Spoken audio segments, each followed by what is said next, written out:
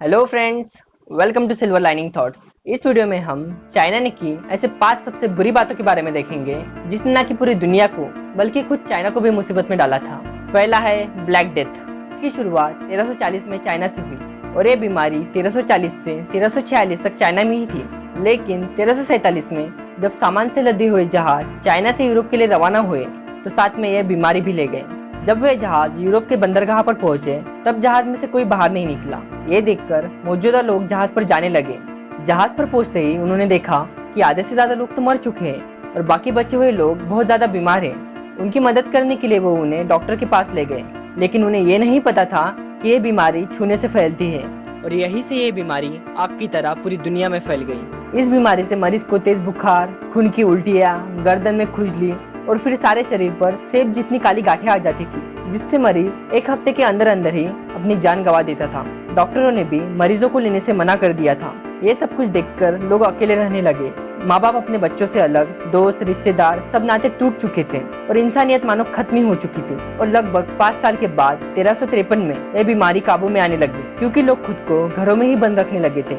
लेकिन तब तक ब्लैक डेथ की वजह से यूरोप में 5 करोड़ और पूरी दुनिया में 7 से 20 करोड़ लोगों की जान चली गई थी। ये बात इटालियन राइटर जियोवानी बोकाक्यो ने अपनी बुक द डेकेमोरॉन में लिखी है। दूसरा है स्मैश स्पैरो कैंपेन। चाइना के लीडर माओ जेडोंग चाइना की अर्थव्यवस्था को बढ़ाकर ब्रिटेन और अमेरिका से आगे ले जाना चाहते थे।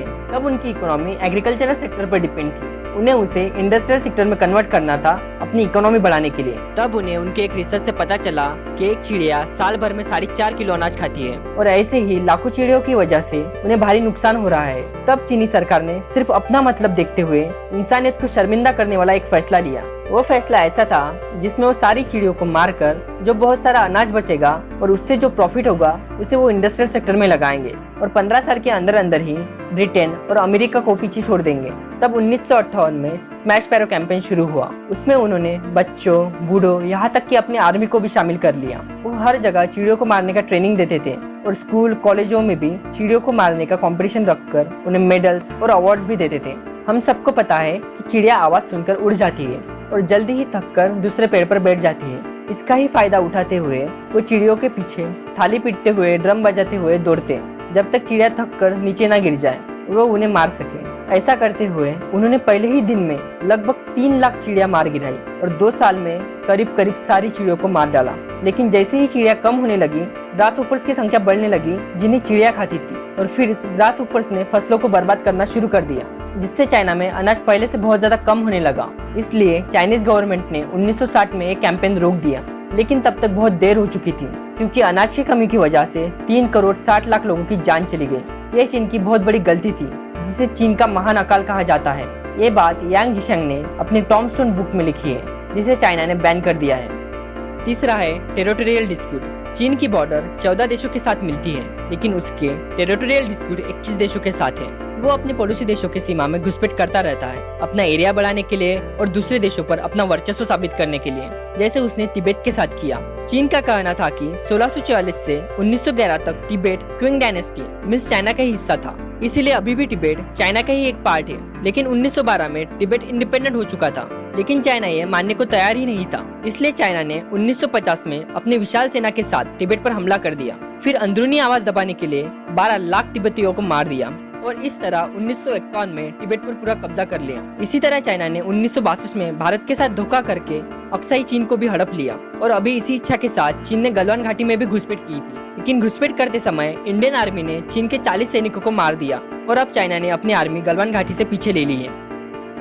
चौथा है स्प्रेड ऑफ डिसीजेस। चीन के बारे में एक मशहूर कहावत है कि वो टेबल और चेयर छोड़कर हर 4 पैरों वाली चीज खाते हैं। इसकी वजह से चीनी लोगों का और वाइल्ड एनिमल्स का कांटेक्ट बाकी दुनिया से बहुत ज्यादा आता है और चीन के वुहान शहर में स्थित वेट मार्केट में हर प्रकार के जिंदा जानवर और उनका मांस बेचा जाता है, जहां हाइजीन भी बहुत कम है। इसलिए वहां से बीमारी फैलने के चांसेस बहुत ज्यादा है और ये पास्ट में प्रूव भी हो चुका है, जिसमें पहला आता है एशियन फ्लू, जो 1956 से 1958 तक चला और जो जंगली बतखों की वजह से फैला था, जिसकी वजह से 15 से 20 लाख लोगों की जान चली गई थी। दूसरा है severe acute respiratory syndrome, SARS, जो बैट से दूसरे जानवरों में गया और दूसरे जानवरों से इंसानों में फैल गया, जिसकी शुरुआत 2003 में चीन के गुआनडोंग से हुई, जो कि एक हफ्ते के अंदर अंदर 26 देशों और 5 कॉन्टिनेंट में फैल गया। जिससे 8000 लोग इन्फेक्ट हो गए और 774 लोगों की जान चली गई और जिससे दुनिया को 30 से 140 बिलियन डॉलर का नुकसान हुआ। तीसरा है एवियन इन्फ्लुएंजा ए H7N9 जो मार्च 2013 में बर्ड से फैला, जिससे 1622 लोग इन्फेक्ट हो गए और 619 लोगों की जान चली गई, जो कि 4 देशों में फैला था। और हमारा पांचवा और आखिरी पॉइंट है कोविड-19 नोवेल कोरोना वायरस, जिसकी शुरुआत चाइना के वुहान शहर से हुई थी। कई एक्सपर्ट्स का ये मानना है कि इस बीमारी का ओरिजिन पॉइंट वुहान शहर का वेट मार्केट है और बाकी एक्सपर्ट्स मानते हैं कि इसकी शुरुआत वुहान इंस्टीट्यूट ऑफ वीरोलॉजी से हुई है। दिसंबर से कोरोना वायरस चाइना में फैलना शुरू हो चुका था, फिर भी चाइनीज गवर्नमेंट ने इसे रोकने के लिए कोई ठोस कदम नहीं उठाए और बाकी देशों को भी इस बीमारी के बारे में अलर्ट नहीं किया, जिसकी वजह से ये बीमारी अब तक 188 देशों में फैल चुकी है और जिससे अब तक 1,42,00,000 लोग इन्फेक्ट हो चुके हैं और 6,05,000 लोगों की जान चली गई। अब तक इस पर कोई वैक्सीन नहीं निकली है और हर रोज पेशेंट की संख्या बढ़ती जा रही है, जिससे पूरी दुनिया में डिप्रेशन का माहौल छा चुका है। चीन की वजह से सारी दुनिया को इस बीमारी का सामना करना पड़ रहा है और हर दिन कई मासूमों की जान जा रही है।